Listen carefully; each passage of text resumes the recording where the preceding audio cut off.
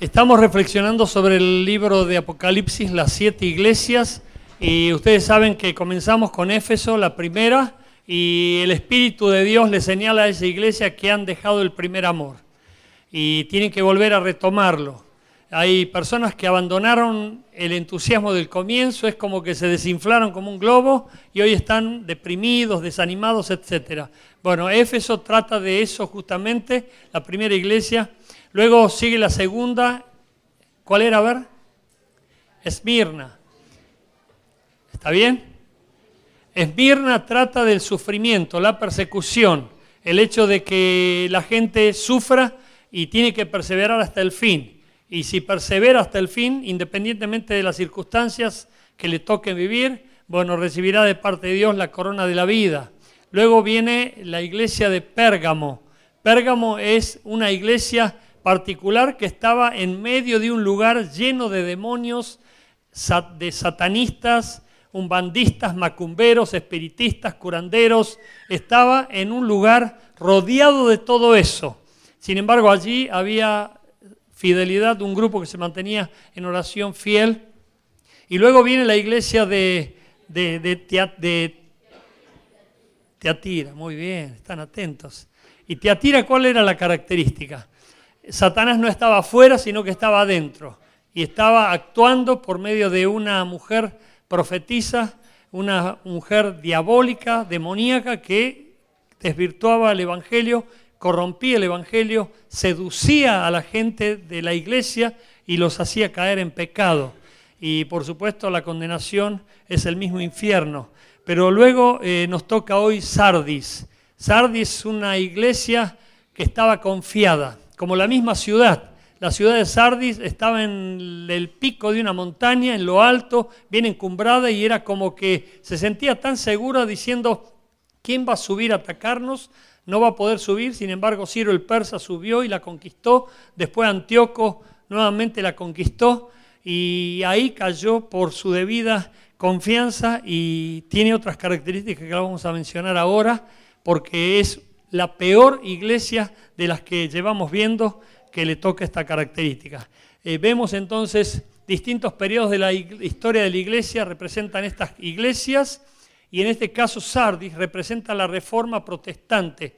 Abarca el periodo del 1800 al 1900, del 1700 al 1800, donde un sacerdote católico, un monje católico, cansado de su propia hipocresía, de su propia culpa, de su propio pecado, reconoció con gran conciencia de que no podía seguir así y buscó la respuesta en la Biblia y la encontró. Hasta ese entonces este monje se flagelaba a sí mismo arrastrándose o arrodillándose y caminando sobre garbanzos para autocastigarse, porque sentía tan pecador, pero también, como dijimos antes, se bañaba con agua helada en pleno invierno porque se sentía culpable y quería expiar su culpa y remordimiento. Y nada lo lograba hasta que en la Biblia, leyendo Romanos capítulo 5, versículo 1, yo lo dije de memoria varias veces, ahora espero que alguno me sorprenda y me emocione diciendo, pastor, ¿me lo deja decir a mí? A ver. Muy bien, fuerte, bien fuerte. Muy bien. Romanos capítulo 5, versículo 1 dice, justificados pues por la fe tenemos paz para con Dios por medio de nuestro Señor Jesucristo. Él estaba leyendo la carta a los romanos y de repente sus ojos se clavaron en Romanos capítulo 5, versículo 1 y quedó impactado por ese texto bíblico. Dijo, ¿cómo? Yo no tengo necesidad de sacrificios o de autoinfligirme un castigo para encontrar la paz. ¿La paz la puedo encontrar en Jesucristo? Sí. De hecho, la encontró y eso le revolucionó la existencia. Pero ahora te hago una pregunta. ¿Estás atento? ¿Has sido impactado por algún texto de la Biblia? ¿Algún texto de la Biblia marcó tu vida, que cambió tu existencia y vos dijiste, a partir de ahora ya no soy más el mismo, porque este versículo era justo para mí? Bueno, oro para que así sea, porque tiene que ser así. Porque qué triste sería que leyeras la Biblia y no te impactara nada, que sea un libro de literatura, un libro de cultura general, y vos llenes tu cabecita de un montón de conocimientos, pero que ningún versículo toque tu vida y te afecte de tal manera que tu vida cambie. Yo tengo un montón de textos que son principios fundamentales para mi vida, sobre los cuales me apoyo para seguir siempre adelante y creciendo. Amén. Bueno, este hombre fue impactado por ese texto y así fue la reforma. Pero yo aplico este texto, que ahora lo vamos a leer, para esto. Confirmación de santidad y honra e influencia. Vos preguntarás por qué saqué ese título. Este título no es bíblico, a mí se me ocurrió. Es el sentido que yo le encuentro a todo este pasaje que vamos a leer ahora, porque veo que tiene confirmación de santidad y honra e influencia. ¿Por qué? Porque Cristo mismo reconoce a quienes están en esta posición. Vamos a leer, por favor, Apocalipsis capítulo 3 del 1 al 6. Seguime la lectura ahora y dice así la palabra de Dios. Escribe al ángel de la iglesia en Sardis, el que tiene los 7 espíritus de Dios. Aquí está hablando Jesús y le está diciendo a Juan, quien recibió la revelación, escribir al ángel de la iglesia. ¿Quién era el ángel de la iglesia? Ya lo dijimos, el líder, el pastor. Y dice, el que tiene los 7 espíritus de Dios. ¿Quién es el que tiene los 7 espíritus de Dios? Bueno, el Espíritu Santo es el que tiene todas estas posibilidades. Y las 7 estrellas, dice esto. En este caso era Cristo mismo diciendo esto. El que tiene los 7 espíritus de Dios y las 7 estrellas. Las 7 estrellas son las 7 iglesias que están allí en este párrafo de Apocalipsis, como lo hemos mencionado. Yo conozco tus obras, que tienes nombre de que vives y estás muerto. Sé vigilante y afirma las otras cosas que están para morir, porque no he hallado tus obras perfectas delante de Dios. Acuérdate, pues, de lo que has recibido y oído, y guárdalo y arrepiéntete.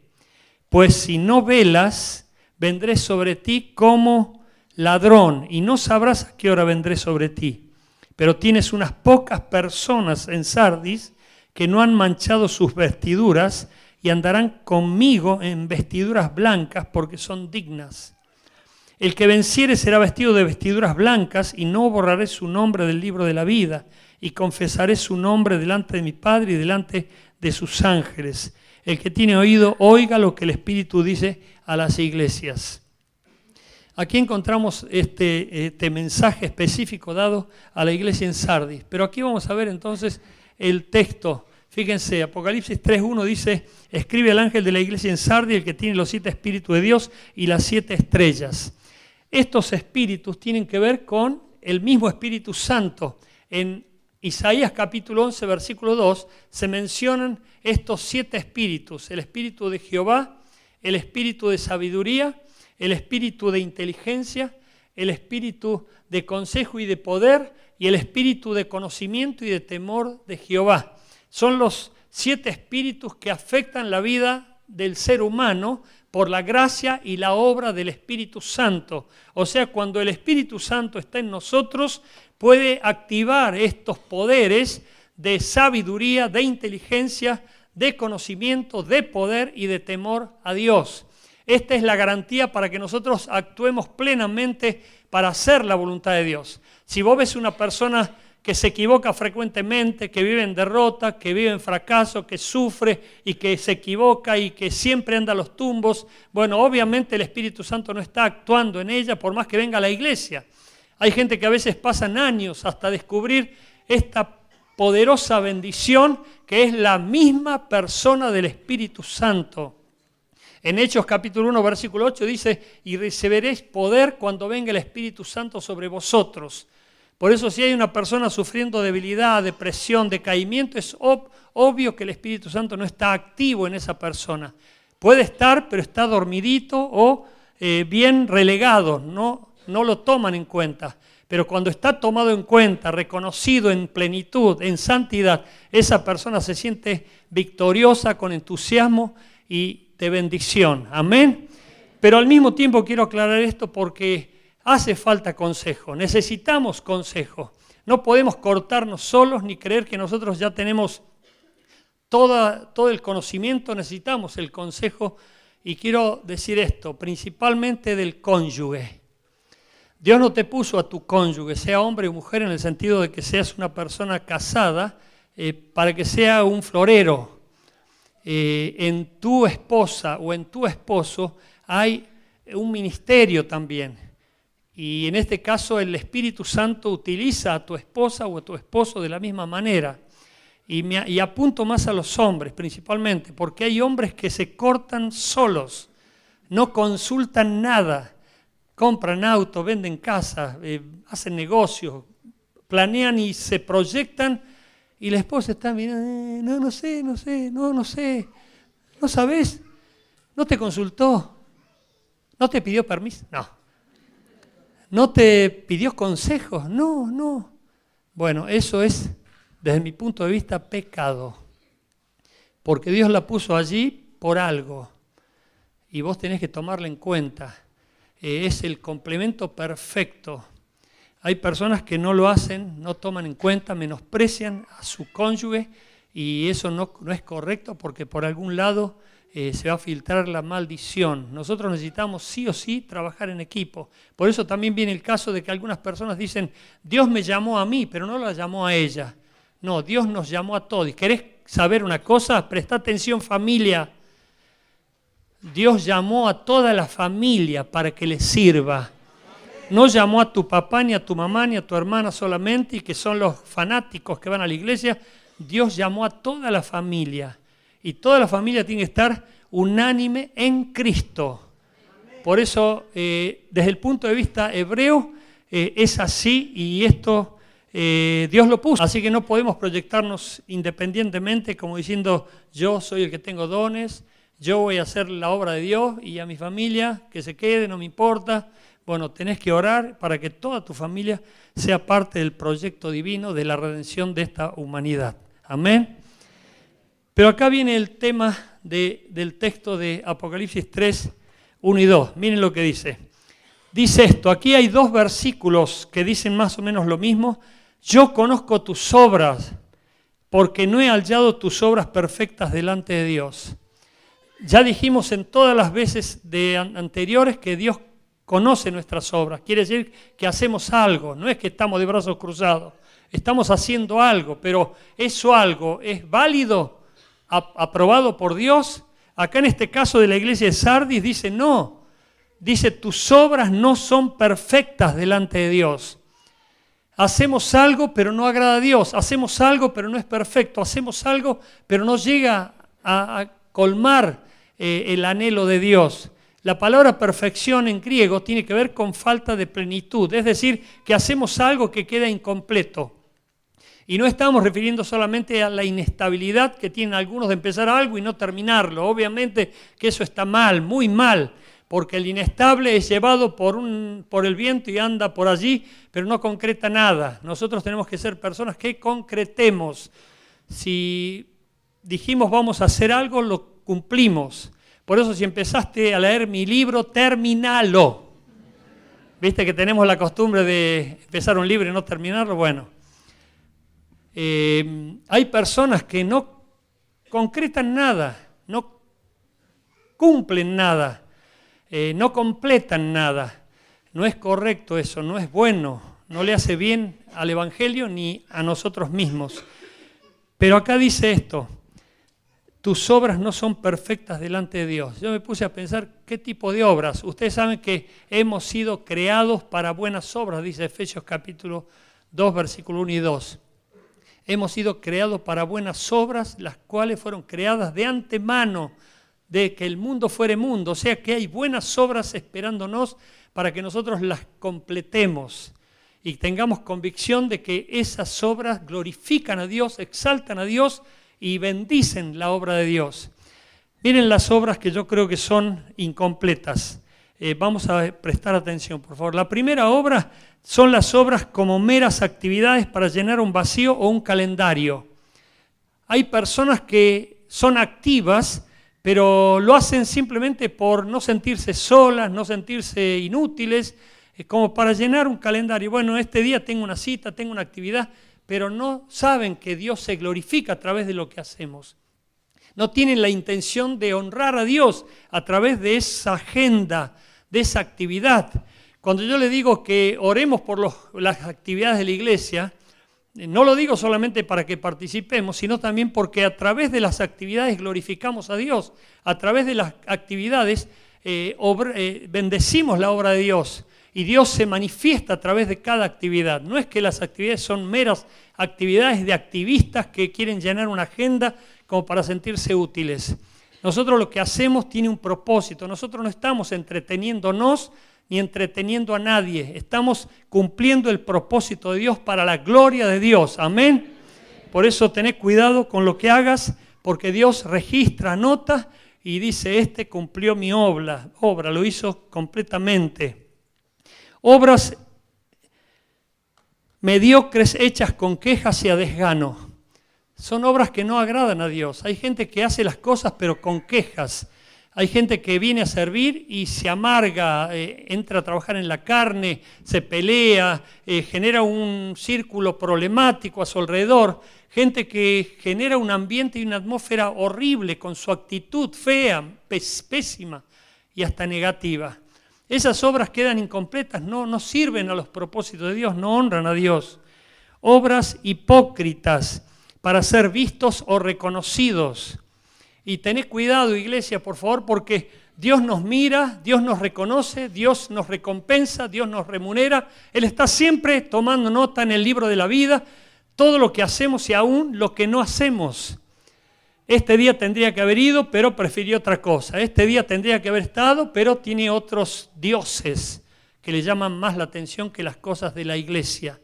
Y eso lo toma en cuenta Dios. Y Dios es un Dios celoso que nos anhela exclusivamente, pero nosotros preferimos cualquier otra cosa y a la iglesia la postergamos. La iglesia es una institución.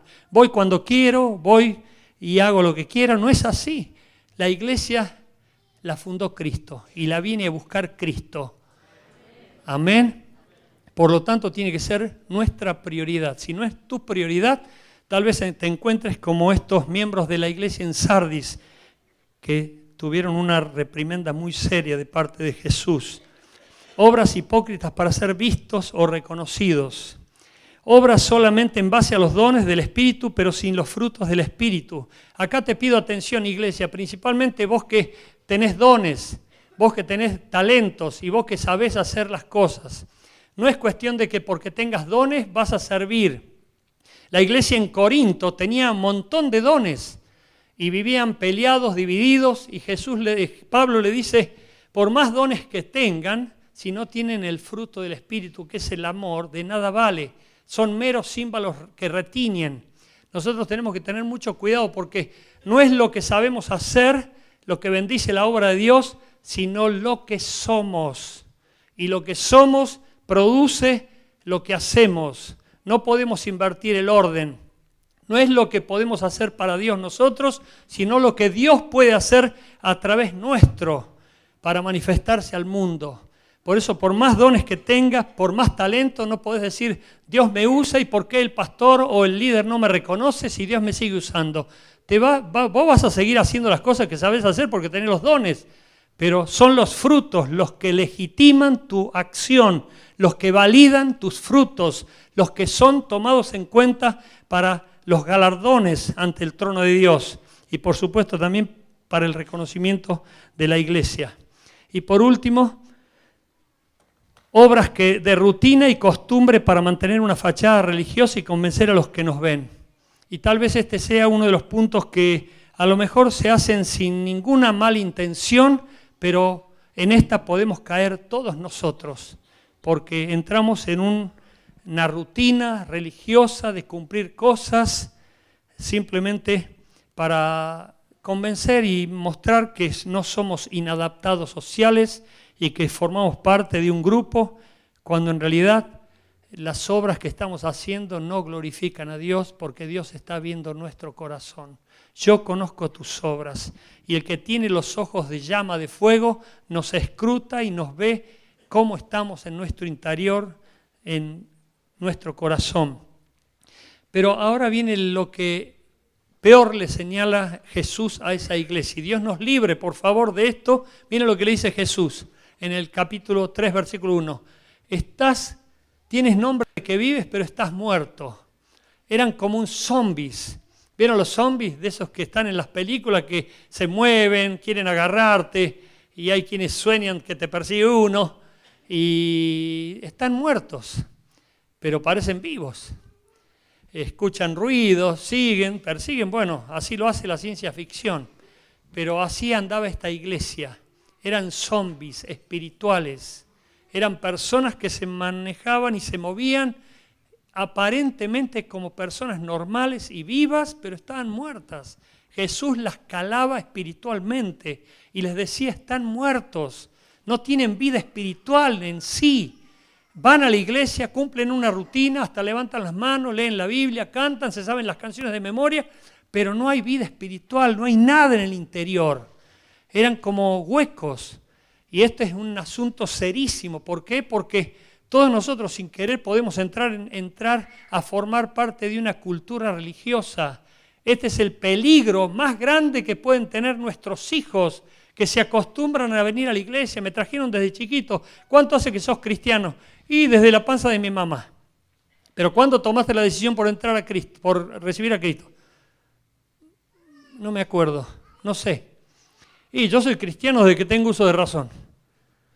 No, tenés que ser cristiano cuando vos aceptaste a Cristo y dijiste un día, acepto a Cristo, me doy cuenta de que mi vida sin Cristo es nada, vacía, miserable, perdida y condenada.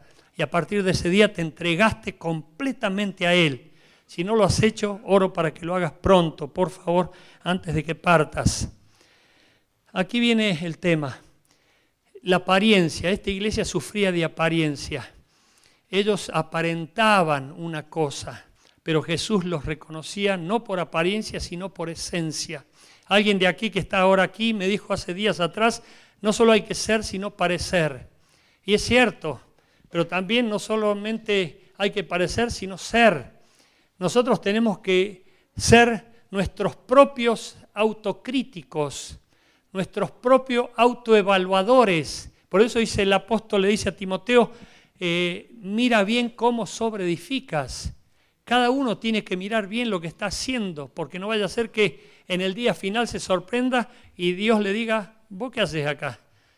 ¿Qué estás haciendo si ni te conozco? Alejaos de mí, hacedores de maldad. Bueno, hay personas que no se dan cuenta, pero de repente se acostumbran a formar parte de un ambiente y dicen, bueno, parece que está bien lo que hago porque no falto a la iglesia, no falto nunca. Hasta doy el diezmo, doy la ofrenda, leo la Biblia, canto como el mejor. Pero a lo mejor dentro de su propio corazón no está Cristo. Y esto es lo que pasaba con esta iglesia. No tenían a Cristo, no tenían vida. No había vida en ellos. Y la apariencia puede engañar mucho, pero a Cristo no. Entre nosotros podemos hasta engañarnos, pero a Cristo no. El pastor Paso, ¿se acuerdan lo que les dije? Cuando vino a predicar una vez aquí, dijo, caras veo, pero corazones no. Pero Cristo nos ve en lo interior. Por eso cada uno de nosotros tiene que saber qué hay dentro de uno. Yo habré aceptado a Cristo. Que vengan las dudas, porque al nuevito, cuando empieza a venir y acepta a Cristo por emoción, puede ser que al tiempo le vengan las dudas, pero con la madurez va creciendo en el conocimiento y llega a decir, no, ahora yo soy un verdadero hijo de Dios. ¿Por qué? Porque el Espíritu Santo me da convicción a mi espíritu. Primera Juan, capítulo 5, versículo 10. El mismo Espíritu me da convicción a mi espíritu de que yo soy un verdadero hijo de Dios. Y si me muero hoy, voy a ir al cielo con Él, porque lo acepté y estoy con Él. Amén. Pero sigamos lo que afectó a esta iglesia, la hipocresía.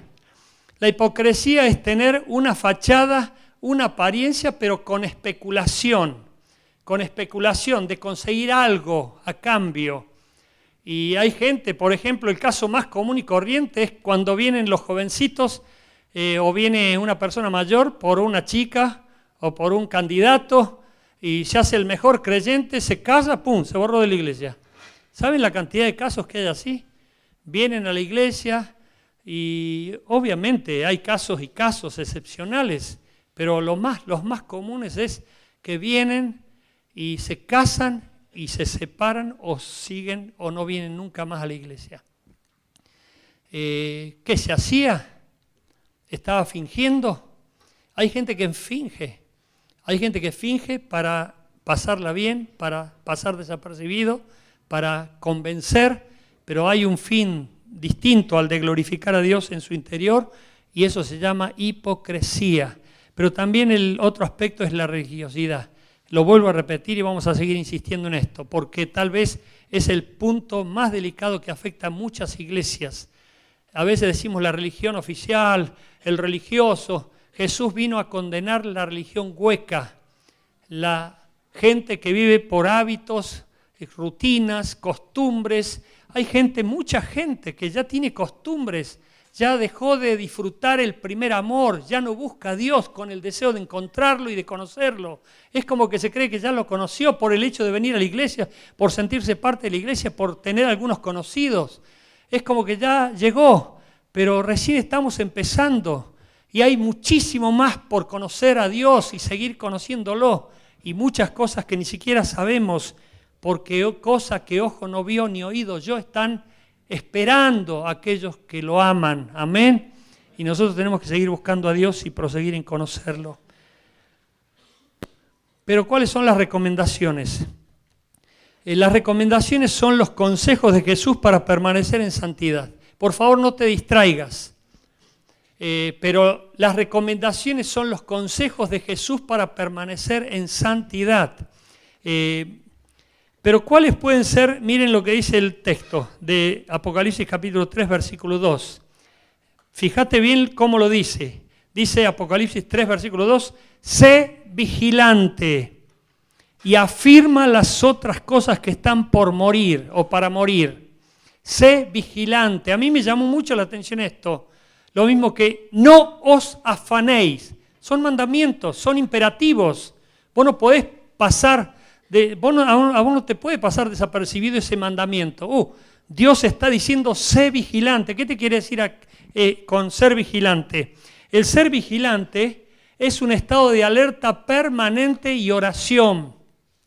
Es un estado de alerta permanente y oración. Si Dios te dice, sé vigilante, cuídate, por favor, sé vigilante, a vos te tiene que llamar la atención. Vos tenés que decir, ¿qué pasa? Hay peligro. Seguramente hay algo que me va a afectar y yo tengo que obedecer, pero de repente vos sos un desobediente, vos sos un rebelde. ¿Qué va a haber? Está todo bien, no hay problema, no pasa nada, son exagerados, son fanáticos. ¿No has escuchado eso acaso? Y hay gente que niega el mandamiento, sé vigilante, dice la Biblia. No quiere decir que seas un buchón, que andes acusando a los demás, porque eso lo hace el diablo, no es necesario.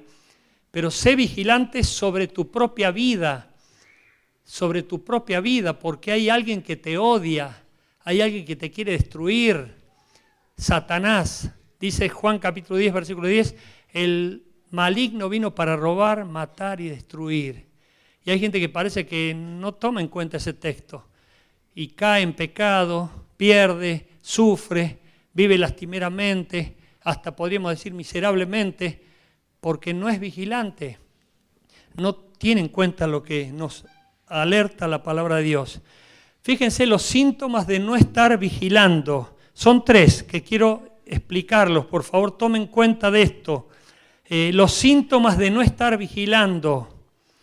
En primer lugar es no estar atentos. ¿Qué dijo el pastor? Bueno, muy bien, estaba atento. Me emocionó. Gloria a Dios. Pero, ¿qué dijo el pastor? Perdón, no, justo no estaba prestando atención. Me estaba distrayendo con el grito, con el que pasó, con los problemas que tengo en la cabeza, con qué voy a hacer cuando llegue a mi casa, o qué va a pasar mañana, y te desconcentrás, no estás atento. Pero hay una advertencia previa, sé vigilante, está alerta, tené cuidado, hay un león rugiente, o mejor dicho, como león, que es el diablo, rugiente buscando a quien devorar. Está al acecho. ¿Sabes cuántas veces, pero infinidad de veces, y aquí hay muchos testigos de esto que voy a decir, que advertimos que tengan cuidado por favor, tengan cuidado, sean prudentes, piensen bien, que estén velando todo el tiempo, como dice Jesús, velad y orad para no entrar en tentación, pero no prestan atención, no están atentos. Debe ser para otro, debe ser para los pastores esto, debe ser para los líderes, no para mí. Y vemos el tendal de gente herida, dolida, perdida, alejada, avergonzada, con culpas, con remordimiento. ¿Por qué? Porque no estuvo atento al consejo, no estuvo atento al mandamiento, no estuvo atento a Dios, ni a los pastores, ni a los padres, ni a los líderes, ni a los maestros, a nadie. Es como que son ley para sí mismos. Y eso les hace entrar en una carrera de maldición y de peligro y de mal y hasta de condenación. El segundo punto de los síntomas de no estar vigilando es estar confiado en sí mismos. Esta ciudad de Sardis, como la iglesia, estaba en el pico de una montaña y estaban allí diciendo: estamos en lo más alto, llegamos, ya lo alcanzamos. Es como decían los líderes de esa ciudad: ¿quién va a venir a atacarnos? Tiene que subir el acantilado, ¿quién lo va a hacer? Sin embargo, Ciro el persa fue, atacó y conquistó la ciudad. Antíoco Epifanés, otro líder, fue y atacó y conquistó la ciudad, y la ciudad quedó esclavizada, cautivada. Y después vino, para peor, un terremoto que devastó a toda la ciudad. Hay gente que se confía: ya llegué, ya me nombraron gerente, me nombraron director, me nombraron supervisor, me nombraron pastor, me nombraron líder. No, recién estás empezando. Tenés que cuidarte, si no velás y orás vas a caer. Por eso Pablo dice: el que esté fuerte, cuide que no caiga. Y hay gente que se descuida, vive descuidadamente. No importa, miren, yo tengo el caso de un líder en Córdoba que siempre se lo veía con la misma mujer tomando helado. Era un líder casado. Y se armó un lío. Era un líder de esa iglesia en Córdoba. Descuidado, por cierto. No tomó esta advertencia. Se ve que nunca leyó la Biblia. Pero era un líder en aquella iglesia. Y siempre estaba con una misma chica tomando un helado. Y le advirtieron, lo fueron a exhortar, comentaban los líderes. Justo en ese tiempo a mí me estaban nombrando casi diácono. Me habían propuesto para diácono, después me nombraron como líder de otro ministerio. Yo entré a formar parte del liderazgo de la iglesia de Córdoba y estaban tratando ese tema. ¿Qué hacemos? ¿Qué hacemos? Y delegaron a dos diáconos para que fueran a hablarles y por favor. Y él decía, y los diáconos esos venían con sus informes y decían: dice que no están haciendo nada malo, dice que son amigos. Sin embargo, ambos eran casados y los habían visto 2 o 3 veces tomando helado juntos. Vos dirás, qué mente podrida, qué mal pensados. Sin embargo, se armó un lío bárbaro, no voy a contar los detalles, pero otro caso también. Cuando viene un pastor de otra iglesia y me dice: pastor, vos podrías decirle a tal persona que están viniendo acá que le digas que tenga cuidado y prudencia. Yo le dije y me dice: ¿qué de malo tiene? Somos amigos. ¿Te acordás del caso que yo te conté en el curso? De que el tema era que iban a tomar mate 2 personas mayores casadas que se juntaban como amigos y sin embargo hubo un embarazo de por medio, tomando mate le embarazó. ¿Te acordás? Bueno, son cosas que afectan la vida de una persona y la destruyen y siembran dudas, y cuando la duda se siembra, eso genera un montón de problemas. Cuando la duda se siembra, cuesta sacarla a menos que Dios haga un milagro. Tened cuidado, sé vigilante, por favor, sé vigilante, orá y velá para no entrar en tentación. Pero el tercero creo que es el peor: dejar que sucedan las cosas. Dejar que sucedan las cosas. No me importa, no le presto atención a mis padres, no le presto atención a mis líderes, yo hago lo que quiera, yo hago lo que se me antoja, no me importan las consecuencias, esta es mi decisión y yo me juego por esta decisión. Tuviste el consejo, tuviste la advertencia, te lo dijeron, la palabra de Dios te dice: sé vigilante, tené cuidado, viví con precaución, estate alerta, porque hay alguien muy empeñado en destruirte, en bajarte, en hacer que caigas. Y vos no podés darte el lujo de darle el lugar al diablo, porque eso es gloria para el diablo. Y dejar que las cosas sucedan ya tiene que ver con desobediencia, con rebeldía, con orgullo y hasta con perversión.